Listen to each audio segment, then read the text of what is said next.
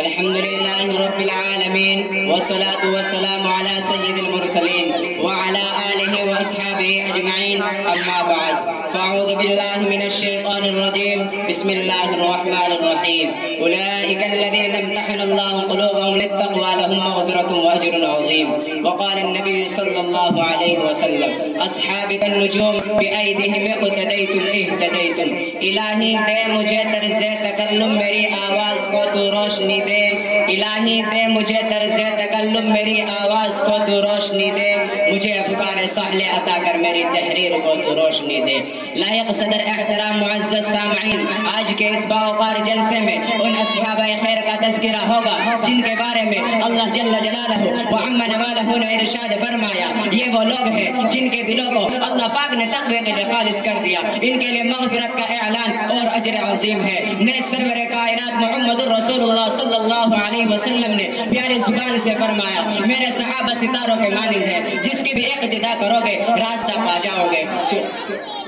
دوستو، خالق و مالک کا یہ دستور رہا کہ انسانوں کی ہدایت کے لیے رسولوں کو بھیجتا رہا. چنانچہ حضرت آدم علیہ السلام کو بھیجا، حضرت نوح علیہ السلام کو بھیجا، حضرت ابراہیم علیہ السلام کو بھیجا، حضرت موسیٰ علیہ السلام کو بھیجا، حضرت عیسیٰ علیہ السلام کو بھیجا.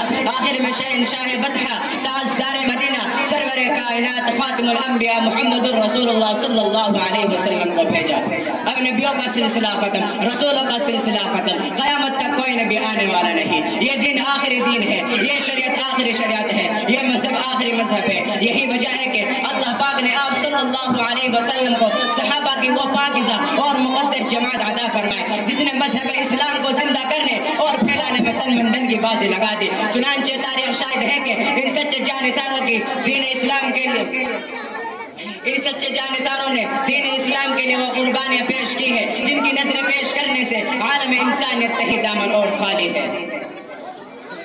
یہی وجہ ہے کہ یہی صحابہ ہے جنہوں نے خداوندی اور پیغام محمد کو عام کرنے کے لیے گردنیں کٹا دی، عورتوں کو بیوہ، بچوں کو یتیم کر دیا.